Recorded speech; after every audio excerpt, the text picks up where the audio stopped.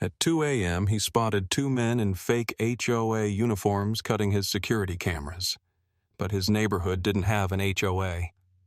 When he stepped outside, he recognized one, someone who had been watching him for weeks. Then he saw it, a police radio on his belt. These weren't just trespassers. And what happened next? They never saw it coming. But let's start from the beginning. Everything about this felt wrong. My neighborhood was quiet, the kind where people waved at each other but mostly kept to themselves. No HOA meetings, no community regulations, just a bunch of homeowners minding their own business. And yet, here they were, two men in crisp uniforms with a fake sense of authority, moving with the confidence of people who thought they belonged. But they didn't. I stayed still, my grip tightening around my phone as I watched the feed. The bulky one, buzz-cut and broad shoulders, had a military stiffness to him. He didn't hesitate, didn't even glance around before snipping the wires of my front-facing camera. The taller one, leaner, kept his hands near his waist, his eyes constantly scanning the street, the windows, the shadows. He wasn't just watching for neighbors. He was watching for me. My pulse pounded. This wasn't some drunk idiot wandering onto my property, or a couple of kids messing around. These men knew exactly what they were doing, and worse, they were calm. Too calm. That meant they weren't worried about getting caught. I forced myself to think. Calling the police should have been my first instinct, but something about this felt off. What would I even tell them? Hey, two fake HOA guys are cutting my cameras. By the time an officer showed up, these guys would be long gone, and I'd be left explaining why I had armed security and high-end surveillance on a quiet suburban street. No. I needed to see what they were after. I moved quickly but quietly, grabbing my gun from the bedside drawer. A full magazine, safety off. I wasn't some trigger-happy lunatic, but I wasn't about to be anyone's victim either. My cameras had night vision, but the front porch light was still on. They had to know I could see them, and yet they kept going. That meant they either didn't care, or they wanted me to come outside. I reached the front door and paused, my fingers hovering over the handle. My heartbeat was a hammer in my ears, my breaths slow and measured. I wasn't just walking into a confrontation. I was stepping into an unknown. I took a breath, steadied my grip, and pushed the door open. A rush of cold realization hit me like a punch to the gut. My grip on the gun tightened. My stance shifted instinctively, planting my feet firm. The guy with the cutters, buzz cut, had already severed one of my front-facing cameras, the feed now showing a dead black screen on my phone. But the other one, leaner, had turned just in time for the streetlight to catch his face. And that's when it clicked. I'd seen him before. Not once. Not twice. Enough times that it couldn't be a coincidence. He was at the gas station last week, leaning against his car, but not pumping fuel. He was at the grocery store, 2 aisles away, pretending to browse, but never actually picking anything up. He was outside the coffee shop near my office, sitting in his car, engine running, staring ahead like he was waiting for someone. And now, he was here. On my property. I forced my voice to stay steady, loud, authoritative. "What the hell are you doing on my property?" The gun in my hand wasn't shaking, but my pulse was a relentless drum against my ribs. Buzzcut smirked, completely unfazed. "Sir, we're with the HOA. We received a complaint about unauthorized surveillance devices."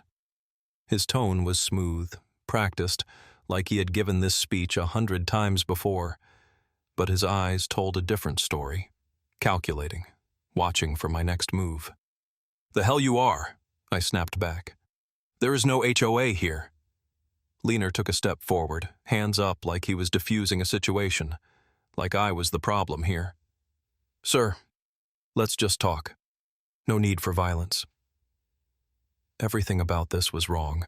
They weren't nervous. They weren't worried that I had a gun pointed at them, and that told me one thing. They didn't think I'd use it. My mind worked fast. These guys weren't here for my cameras.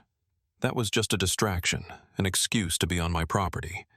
They were watching me, studying how I reacted, how I handled pressure. I wasn't dealing with petty criminals. These were professionals.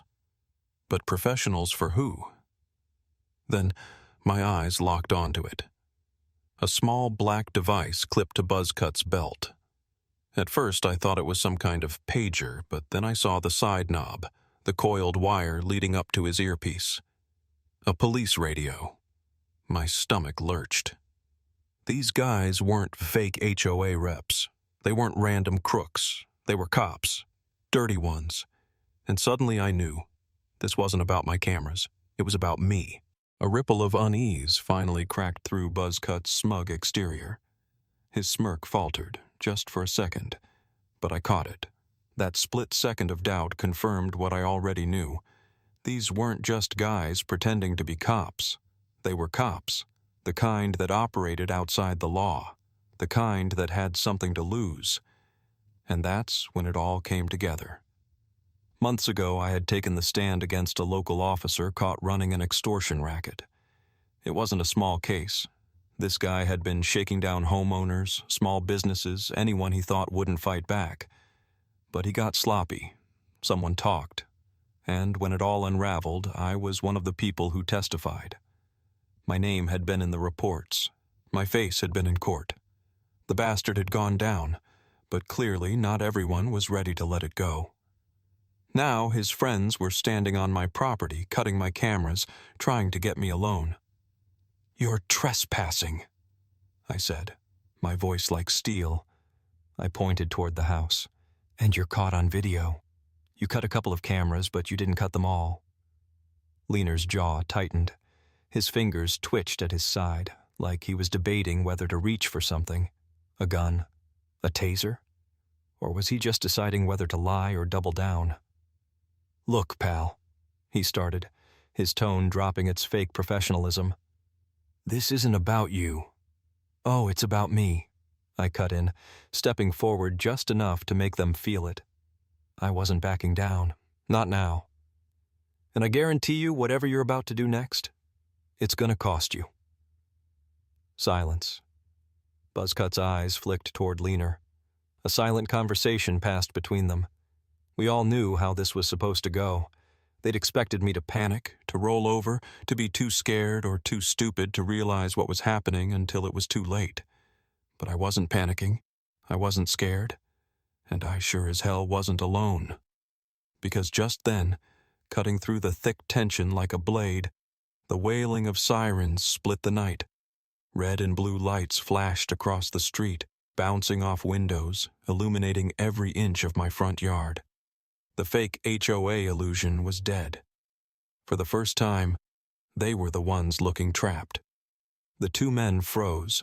Their plan had been precise, quick and quiet. But something had gone wrong. They had never seen my silent alarm coming. Their eyes darted toward their car, but it was too late.